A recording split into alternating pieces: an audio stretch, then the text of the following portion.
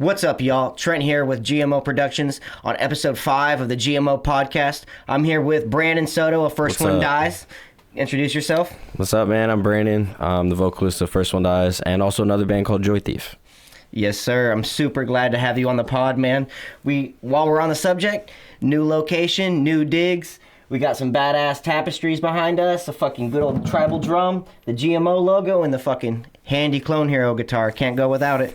So, the new location. Super glad to have Brandyn on for the new spot. We brought him down, and we're gonna, after the podcast, we're gonna jam out a track, maybe do some content, a YouTube video or two, try to see what we can jam up for everybody. So y'all be in the lookout for that shit. But with everything going, man, how's it been? It's been going, man. I'd say I've been pretty productive. At least I like to think I've been. Has also been a pretty busy 2024 year with First One Dies, playing a lot of shows and also chatting up with Dark Sales and stuff like that. Congratulations on being signed, by the way. Thank you. Huge accomplishment. Very, very much so a huge accomplishment.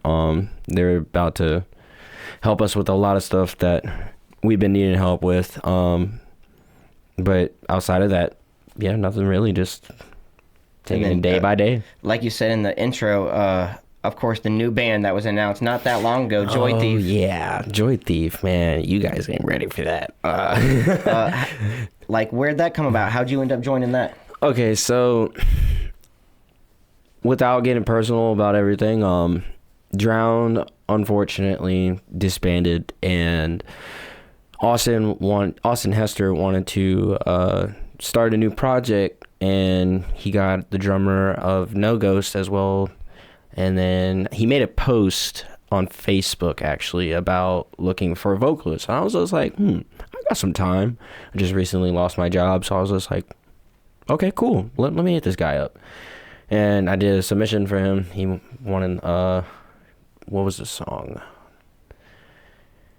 I can't remember the song. It was an Alpha Wolf song that I did for him. And he was just like, you're it. Hell yeah. That's always a good thing. Having separate projects is always fun, too, because when one thing's like busy writing or busy doing this thing, you could be doing the polar opposite with the other project. Yeah, it is kind of a neat breakaway from what you're getting at. I like that. I really do like that. And then I also get along with everybody in both the bands. Hell yeah, that's what's up. Do you have any info on some releases or anything? Is there any little details you can give us, or is it still behind the curtain? I got one thing, and it's a single. I call it Bite the Curb. Okay. That song we're trying to actually release, I want to say, at the end of January, as late as early February. Okay. Like probably the first week of February. So be on the lookout for that. Other than that, we're trying to do an EP. We're just trying to work out all the rest of the kinks real quick. We're almost done with it, actually. That's what's up. And we're trying to release that mid 2025. I'm not going to say a month or anything like that, but I'm definitely going to establish the expectation. Hell yeah. Well, I'm stoked to hear it, man. You know me, I'm all about the local scene and trying to hear some new shit. So yes, sir. Anytime there's a new local band on the horizon, I'm super stoked to get them booked at a show and see that shit live and see the energy and just I know you on a real personal level. We're good buddies. I'm just excited to see you on a different we got this like gimmick going on. Okay, so like I don't know if you've seen our logo on our Facebook. I fuck with the logo super hard. I do too, dude. It gives me like late 90s, early 2000s like PlayStation spy games. Like yes, okay, not Spy yes. Cooper, like that kind of. I know what you're talking about. But like it gives me like similar like We got this gimmick going on where we're like not necessarily so it's like a neighborhood watch symbol that I have on that we have, and we're like, we're not here to watch your neighborhood. We're a fucking menace. It's like the opposite of a neighborhood watch. We're here to cause mayhem, chaos. Yeah. That's what's up. I'm stoked for it, man. I'm stoked for it. Like I said, it was announced not that long ago on social media. Like probably not even a 2 weeks ago. Maybe. We're almost literally like, I think we're about maybe 30, 40 away from 500 already. That's what's up. Hell yeah. I mean, the social media, you know how it is. It's a fucking game, dude. But I didn't expect a new project to just blast off that fast in a month. You'd be surprised if you can share it to the right people and they can invite their friends list that are actually people that listen to metal. True. Because you can invite a bunch of random people to your shit. Yeah. But if they don't actually follow and interact with your account, then they might as well be bots. They can be that's how I am with modern day shit. Is like real people can be bots. Because just like NPCs. That's a better way for me to put it. They're just NPCs when it comes to the content that us as bands or booking agents or whatever are providing. You know what I mean? Yeah. The only people you have to find those super fans or like other people in bands or people that associate the scene with like a community. You know what I mean? Instead of just like here's this metal show, it needs to be like here's this community that puts on a metal show every so often in town. You know what I mean? Yeah. So it'll be there, and with Joy Thief, it's just when it comes down to it, the reason I know about it so frequently and so fast was, one, you told me about it. Yeah. Two, when the day was announced, I probably seen it on 10 or 12 different people's, like, sharings, you know what I mean? So, like, it just ends up that way. Like, I'll see one post and I'll be like, okay, cool. And then I'll see that same post from 3 different people sharing it 4 times. You know what I mean? Yeah. And that's how it was with Joy Thief. I seen it. I was like, hell yeah. And then, like, Joe Schmo posted it, reshared it. And I was like, oh, shit, there it is again. That's true. Like, it's a snowball effect. And Joy Thief is going to do that. And you already have a good rapport with, like, the scene. You know what I mean? I'd like to think so. They already know your vocals. You're a fucking phenomenal vocalist. Thank you. I think they know me more for my mustache, though. Yeah, you are known for a killer stash. You are known for the killer stash. That's all I hear. Man, look, for me it's the vocals. Well, thank you. I could hear your vocals over any track and I'll know it's you. You know what I mean? Because there's vocals where it's just like, yeah, that's a guy doing vocals. Yeah. And they all kind of end up getting put in the same box tonally, where it's like, yeah, I know they're different people, but they sound exactly the same, or they came from the same genre, and it's just like, damn. But with you, it's not like that. Maybe it's because I know you personally, whatever, and I've heard it a bunch of times live. Yeah. Whatever the reason, I could hear you on any track, and I'm like, yeah, that's Brandyn. I can agree. I'm very distinguishable. Yeah, very much so. And I think that's one thing that your vocals do for both First One Dies and the future Joy Thief stuff. I'm sure it'll be in there, where it just adds this cohesiveness to the whole entire thing. I can you know what I mean? Saying. Yeah. And we're both frontmen too. Yeah. So I know how it can be. Is you have that raw energy live. I've seen it, and to put that into a record and into like the lyricism behind everything, you do everything all so well. So I just commend Appreciate you, that. vocalist to vocalist. You do a fucking awesome job, and I can't wait to hear some shit in the future. Yeah, dude. I'm sure I'm going to show you before it even comes out. I'm sure I'll hear it. Sorry, guys. I just outed myself. I'm sure I will, but it'll be all right. People will hear it. They're going to love it. It'll be the shit. I might have actually already heard some of it, but who knows? We send each other shit a lot, so we do. Back and forth all the time. Hell yeah. I'm always playing guitar and writing random songs and be like, Trent, check this out. That's what's up. I mean, it's just we both sit here, we both got the DAWs and the setups, you know what I mean? So it's kind of in the blood when you're friends like that and you're both musicians. It's just like, oh, yo, dude, I just did this cool ass riff, bounce it over real quick, and then bounce over this other thing. It's just part of the fucking game, bro. And learning all the different ins and outs of everything, because I got my hands in so many buckets, and it's just like, goddamn. How many hands you got? Only 2, but like I got each finger in a different fucking bucket, bro. I'm sitting here holding 6 buckets going down the road, you know what I mean? But it's definitely gonna show with the new Joy Thief stuff, and of course, hopefully some future First One Dies shit. Yeah. We definitely, First One Dies definitely has some new stuff in the works as well. I think we got about like 4 songs already, like solid demos. I mean, that's a good EP. Yeah. Because, I mean, y'all just dropped the LP last year, Kingslayer. Yeah. So that'd be good. I mean, because you don't want to drop, I mean, people can do whatever they want, but it'd be good since y'all just dropped the EP or the whole album last year. Yeah. Go ahead and do like a small, not demo, but like almost.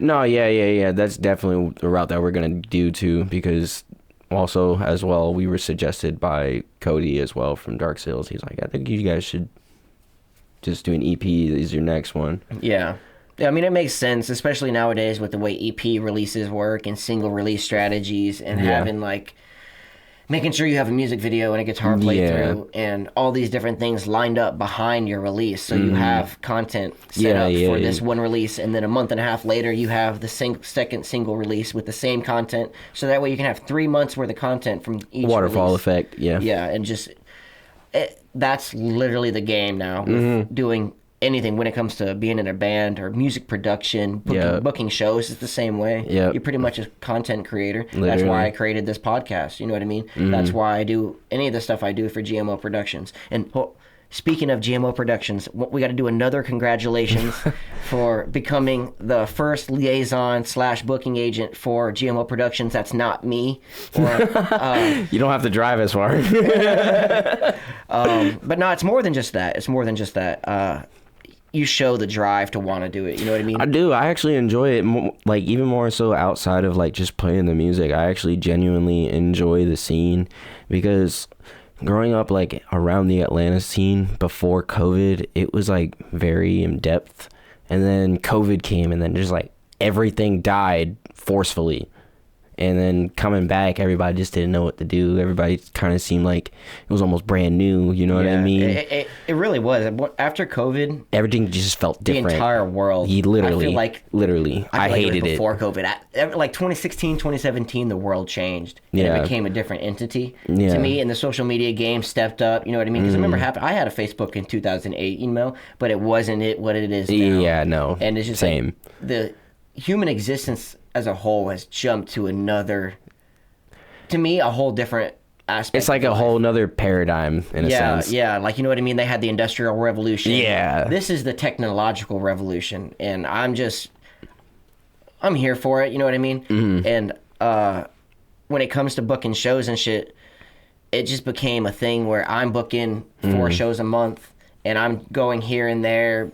Like you said, too many hands and you know what I mean? Too many buckets. Yeah, too many hands and too many buckets. And I was like, you know what? He's super driven. He always comes out to all the different shows. I try to. He's in the area within 30 minutes of Atlanta and like Duluth and all these different places. You know what I mean? And it just made sense. You brought it up to me, I think, originally.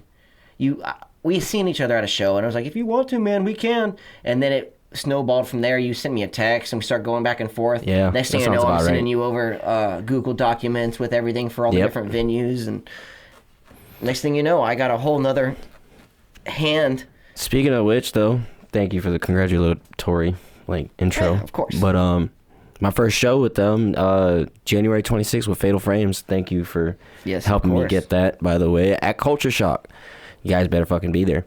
Yeah, it's gonna be a blast. I believe I should be there. This is our first show at Culture Shock, so I really probably should be there. And it's your first show. Oh, yeah, definitely. I believe I'm working that. That's the one weekend where I have work that weekend, but I should be done by Sunday morning. So, I'll be there, no problem. It'll be Sunday night, because I think we put doors early at 5 and show at 6. Yeah. So that way, it's a Sunday night, you know what I mean? We have 4 bands playing. So that way, you can go ahead and see your bands early, go home, be home by 10:30, 11, you know what I mean? It's a Monday, or it's a Sunday night. So, either way, we'll be there, and I'm excited to have you, and that's a hell of a fucking show. I'm excited to be the here. First one, you know what I mean? Yeah, dude, for real. Especially all the bands that I got on it too. I got Of Ancients, Hollow God. Who else did we get? It's a Massacre. It's a Massacre. And then, of course, from Florida, Fatal Frames. Yeah, Fatal Frames, man, they're fucking sick. Yeah, the songs I know off of their Spotify are sick, dude. I fuck with them hard. They're dummy heavy, bro. And a lot of the other bands that I've spoken to from Florida, like Azora's from Florida and Dead Weight, a couple of the other bands that I have coming, they spoke so highly about Fatal Frames. Yeah. When I talked to them in chat, and they were like, yo, look, they're the next blowing up band, dude, for real, out of Florida. So, that's always Where are they from in Florida? I don't know exactly. I'm probably fucking not accurate, so don't take this as truth. But I think Tampa. I know Azora. Oh, wow, Tampa. I know Azora and Deadweight are from Tampa. I used to live in Tampa. I love that place, man. I've been to Tampa, but I grew up in the Daytona Beach, Orange City area. I was in Clearwater for 4 or 5 years, something like that. Clearwater's nice. Pier 60, exactly. I miss some of the aspects of Florida. I don't miss the people too much. Nah, yeah, I agree. Because Florida's like a melting pot of the entire United States. Literally, dude. So you get all the snowbirds from up north, but then you get all the crazy people from out west coming over here for cheaper shit. And there's no state taxes either. So yeah. But everything else costs a lot more money because there's no. It's a whole deal. Growing up there was cool and shit, but as an adult, I'll go to visit. But I could not stand the heat, but I love the beach. Fuck the beach. Dude, the sand, the salt, my body doesn't agree with the salt. I'd rather go to a natural spring in Florida all day. Crystal clear water, it's going to always be 72 degrees. And there's like the boils and stuff where the water comes out of the aquifer. And some of them you can like, depending on how well you can hold your breath, you can like swim down. And the one I go to a lot, or went to a lot when I was growing up, was called Blue Springs. There was this giant old cypress tree that fell over the boil. And you could go and swim under the tree and then up on the other side, and there's this giant hole in the ground where the water comes up from the aquifer. Whoa. It's super cool, and it's crystal clear. Dope as hell. Dude, that sounds awesome. Yeah, so much better than the beach. The beach just got a bunch, especially, well, I grew up in, like I said, like the Daytona Beach, but we'd go to New Smyrna Beach when us as a family, when we would go. Yeah. We would go there because it wasn't as populated as Daytona. But New Smyrna Beach is the shark bite capital of the world. Literally, you can look it up. It's the shark bite capital of the world. So, but I grew up there kicking sharks in the fucking face. So it is what it is, but salt water's not for me. That's crazy, man. I want to do a fucking tour through Florida. I want to do like a 3-4 day run on like a Memorial Day weekend, you know what I mean? Thursday, Friday, cool. Saturday, Sunday, have Monday to drive back home. That's the way of doing it. Go hit all the major points of all of Florida. You go down the coast, you know what I mean? If you're right here in Georgia, you go down, hit Jacksonville, go down, hit like Daytona, Orlando, Tampa, and then come back up the Panhandle. Hit Tallahassee, come home. That's nice 4 days. Tallahassee's a fun place to play at, too. I don't know. I've never been there. Fuck Tallahassee. That's just because I'm a Gators fan, and Tallahassee's where the Seminoles are from. All the, man, all the semen holes. I've definitely seen some good bands out of Tallahassee. So I'm sure there's great bands. I just don't like the college. Fuck the college. I'm not even talking about the college. I know. I'm looking at my Gators flag over the door frame right there, and I'm just like, ugh. Yeah, to be honest, I've always had trouble getting into sports. I never really liked sports. My stepdad drilled this shit down my brain. My dad tried to get me into sports. I mean, I played sports. Like I played baseball all the way through high school, and I played football all the way through middle school. I wouldn't have thought baseball. I would have thought wrestling. You look like a wrestling kid. Oh, hell no. No, like, people say that, like, oh, hell no. My uncle was in wrestling. Like, there's some savages, bro. If you take the, like, people be weird about it because you're in high school. You're all full of hormones and jacked the fuck up. You know what I mean? So you're sitting there, you don't want to be naked in front of each other in the locker room or whatever. And then you're sitting here manhandling each other. But if you think about it in, like, a Greco-Roman, like, true wrestling fashion. No. I didn't think of it like that. It was just more like, I never really liked wrestling like that. You know what I mean? I don't know. I didn't either. I was in band. But my uncle Tim was big into wrestling. He went to States and all this stuff when I was growing up. So I'd go to wrestling meets to see him when I was a kid. And like you be tearing, like pinning motherfuckers left and right. That was my brother. And you know what I mean? Like savage, some savage shit, putting people in fucking chokes and shit and doing what they got to do. And that's just impressive to me. But I was a band kid. All the nothing wrong with that. 6th grade all the way to senior year, percussionist. I did 6th grade to 8th grade. I played trumpet. I was 3rd chair. So I was decent at it. See, we didn't really have chairs in percussion. We kind of just always moved around to the different things because there's so many different instruments you're playing. Yeah, literally. So I mean, technically, I guess if the best person really shouldn't be on snare drum because that's not the hardest instrument to play. No. The best person should be on like xylophone or marimba because you're sitting here playing. Well, if you're playing two mallets on one hand, that technique, then that's a whole fucking deal. Then that's the hardest thing. You're sitting here do. That's fucking hard. Yeah. I didn't do that shit. I was just always the drummer, dude. I was in jazz band in middle and high school too. We had one kid in my band class that could do that. He was the only one in the whole school that could do it. I cannot remember his name for the life of me now, but there was a bunch of them that could do it at my school. The entire pit section of my band in high school, because I was in marching band and all that, and the entire pit section, there was like 10 or 12 of them. They were all down there playing the pit section. I was on drumline. I was on tenors my first 3 years, and then I was on snare my senior year. It was fun. That was the best part of high school was marching band. Being in the bus on the way to games. You know what I mean? Trying to sit next to the pretty girls in high school on the way to the football game. Shit like that. Yeah. And then just band shit. People always make fun of like, oh, band camp. Dude, band camp sucked. Band camp's hard. Especially in Florida, I'm carrying around a 60-pound drum on my back the entire time. Hell no. Sweating balls in the summer heat I could in Florida. never. Oh, dude. I could never. In 8th grade, I was like chubby. I was pretty big. Oh, I was skinny as fuck, My sophomore year, from doing band every single summer, I got skinny as hell. Man, And then drugs. But I was still in high school, and I was terrible. I was a terrible child. dude, I really was. Out of high school, I was probably like 110 pounds soaking wet. Oh my god. Yeah, dude. I always struggled with trying I to weighed put that on in weight. middle school. I always struggled with trying to put on weight. Well, you look good now. Appreciate that, dude. I'm like, I wouldn't have even thought that you were that small. nah, yeah, I was pretty fucking tiny. I'm still kind of small. I'm like 182 now, something like that. I mean, no, that's bigger than me. For real? Yeah, I'm like 160, 170. I guess you could say that's a little bit bigger than you. I do. I mean, it's I just, put on a little bit of weight Hey, ever since I bought a house. I got it too now, dude. I'm not saying I don't weigh a lot. It's in different places. Yeah. It's just all right here. It's all right in the stomach, and I don't drink beer or nothing. It's I drink nothing but whiskey. Yes, yeah.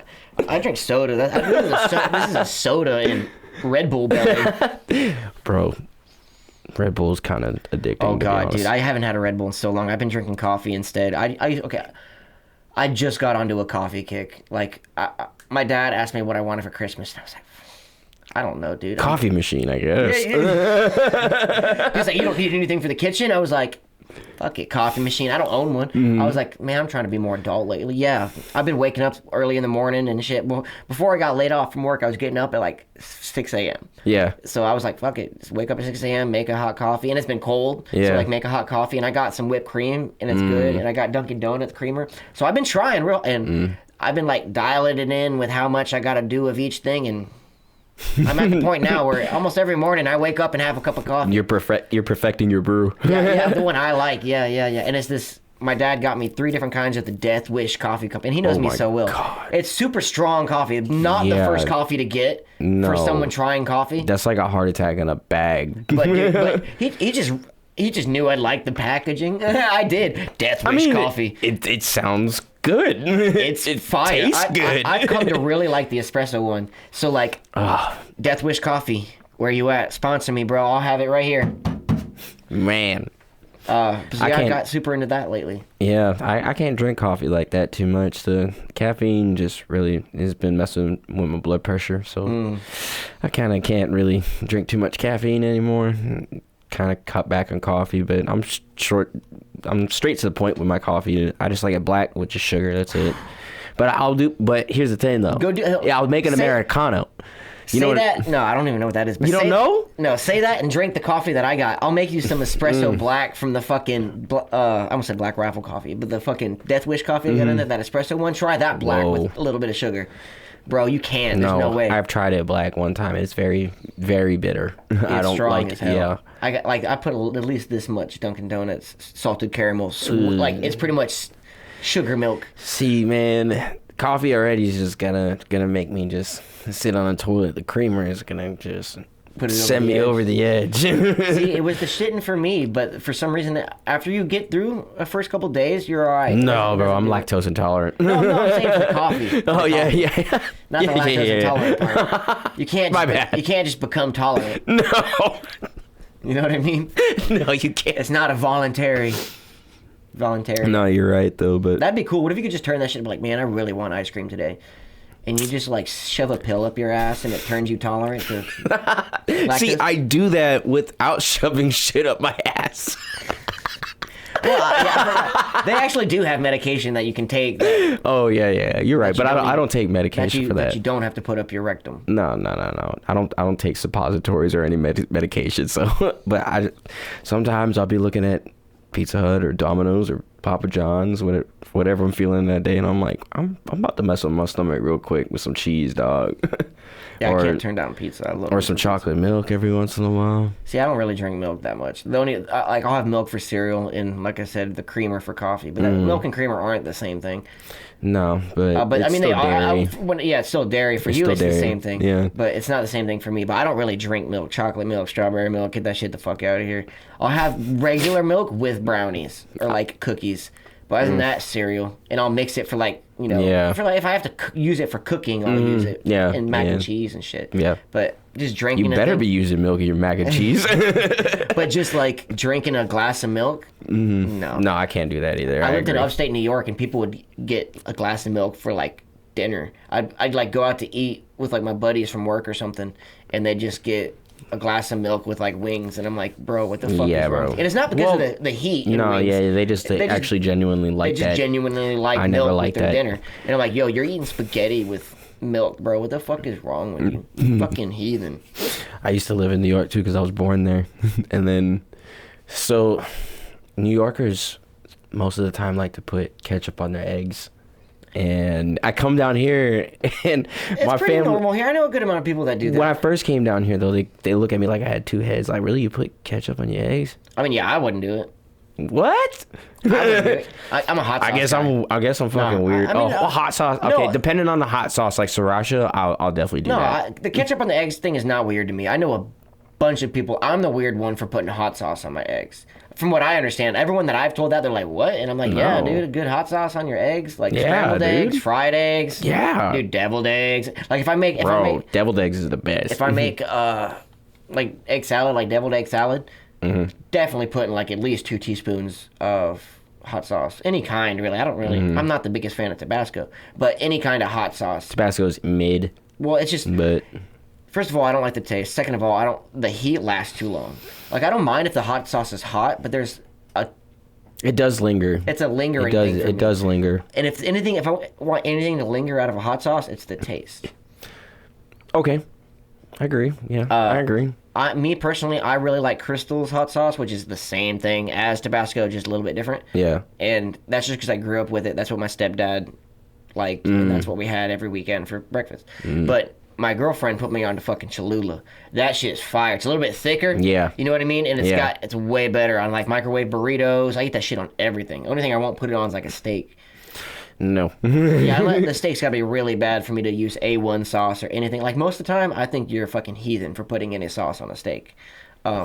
But yeah, Cholula's fire. I really like sriracha, bro. I'm just a sriracha fiend. I do yellow like- top, green top, whatever it is. I like sriracha as well. I just got my girlfriend a sriracha bowl that says I like my sriracha, or I like my chicken hot like my sriracha, or some shit like that. And it's a ramen bowl, and it has the chopsticks that, that are colored, and it's got the little chicken on top of the chopsticks. I'll show you whenever we finish up. Bro, It's cool. that I got sounds her so that fire. for Christmas, and it's cool as fuck. It came with a sriracha bottle, of course.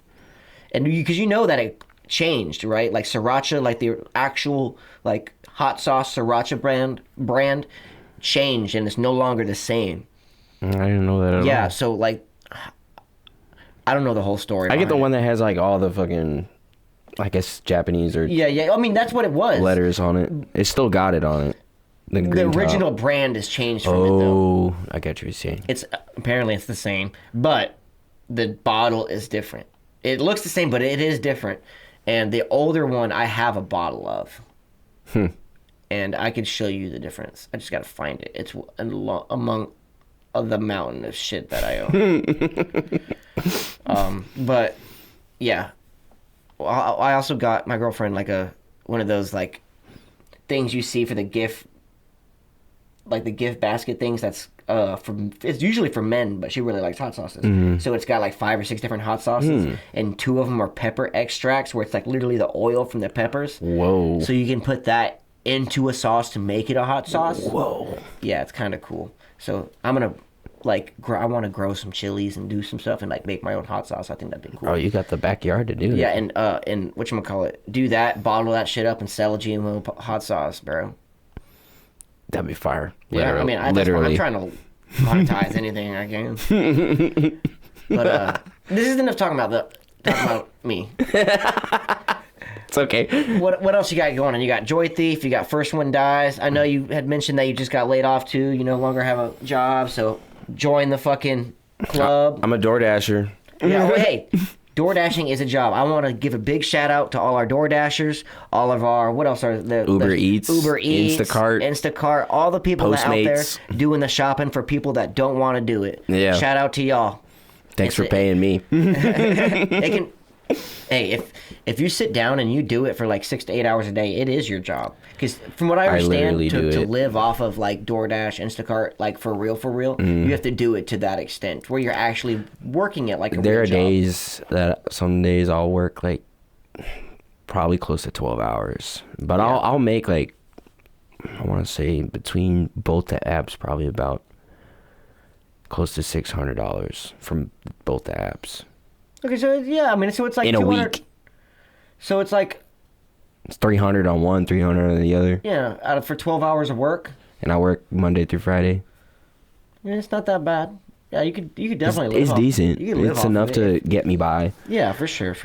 I mean, it's not really meant to be like the main. No. I mean, people use it that way. No. But it's really not meant to be the main source of income. No. I mean, it's great for musicians and shit. Because I know Austin Hayes of Heavy Hitter. I'm friends with him on Facebook, and he posts all the time before they went on tour. That's what he did. Is he would go around on his electric bike doing Postmates and Uber Eats, and that's a great way for someone who's doing touring shows like that. Literally. To make money on the side. That's not just merch sales, door sale, all these different things that come into a touring band. So you can sit there, come back from your tour, and not stress about, oh my God, I have this regular 9-to-5 job. You can sit back a little bit and be like, okay, I can DoorDash from these hours. And of course, there's peak hours too. Like, oh yeah, definitely. 8 to 12, I'm assuming, or like the. So the peak times where I'm over at is like Buford area, Winder. The peak times is from 6 a.m. to 9 in the morning. And then it kind of dies down a little bit. And then from like 1 o'clock to about 4 peaks up again. And then like 8 o'clock all the way to 12 midnight. Okay. It's like stupid so busy. You got morning, lunch, and dinner. Yeah. And then I know, shout out to Adam from Actus Reus. He came to one of the shows we have down here. I think it was the Hagerman Hardcore show. Yeah, he came down for a Hagerman Hardcore Fest to see Massacred play, and I told him he could crash here at the crib because it's like right here in town. Yeah. And whatever, you know what I mean? Super fucking down to earth guy, super cool. Fucking hung out, drank, had a good ass time. Next morning, I had something to do that morning. I can't remember what I was doing, but I had to get up, and I was up before he was, right? I go out there, and in my living room, the man done had a fucking smorgasbord of crystals. Right? Now, hold on, I gotta tell you something. I went to bed, and there was no crystal at like 3 a.m. Yo, what? And he was shit-faced, and I know he didn't drive to Crystal. So that tells me, he told me, the next day, he DoorDashed at like 4 a.m. a fucking like entire family's amount of fucking Crystal. And like, hey, I mean, he cleaned up after himself. Like, no problem. Like, I'm not talking shit. This is, I thought it was crazy that you can DoorDash anything at 4 a.m. Yeah. And it was there though. Whatever's open, and they have DoorDash and they're paying for that. Somebody was just like, I'm hungry. They were coked the fuck up, and they were like, I'm going to go deliver this food right now at 4 a.m. Sound like somebody was having a good night trying to feed. Adam's over here like, I just want some Crystal, man. Give me my burgers, bro. At 4 a.m. Me and my girlfriend passed out. And my girlfriend was drunk that night, too. But she passed out early, right? And she was out. And since she was drunk, she didn't realize she, like, double locked. Because there's the multiple locks on the door. She did the sliding door lock. The deadbolt, I guess it's called. No, it's the sliding one. The only one that I can't open. Oh. I can open the one with the number. I have the key. I have everything else. I can't undo the slide. So I had to like break into my own house. Adam's sitting there, is like, you want me to kick the door? And I'm like, no, bro. I can get it. I got it. So I go in through my bedroom window. My girlfriend's like, what the fuck are you doing? She just sees me crawling through the door or through the window like I'm a fucking burglar or intruder. So she starts like waking up, and I have to explain like, no, you did the fucking sliding lock on me. I'm breaking in my own goddamn house. And then I go to bed, then the crystal happens. But that was a great night. That was a fun day. It sounds like an eventful night. Yeah, it was a great day. Yeah. Shout out to Massacred for that. They played a fucking killer show that night, too, at Hagerman. That was what show was that with Massacred? It was Hagerman Hardcore Fest. It was Sling Blade headlining with, a bunch of good bands. Bible Belt Massacre was playing. Massacred, Spiritless. Oh, God, there was a bunch off the top of my head I can't think of. Tombstone Blue played it. It was just a hardcore festival hardcore adjacent. It wasn't really a hardcore show. I wanted it to be, but it wasn't. It's just hard to get hardcore bands all in the same spot, especially at that time in Macon. It's like a festival area. I was working with another promoter on the event, so I didn't have like full control of the entire thing. And it was just the entire thing was a little hazy. But it went and it happened. It was fun as fuck, though. It was definitely worth it. I'm going to do another event that big again. Just, I don't know when. It takes time to do. I've realized real fast that to do festivals the right way takes a lot. It does. A good venue. Definitely. Sponsors to help support Vendors. and pay for everything. Vendors.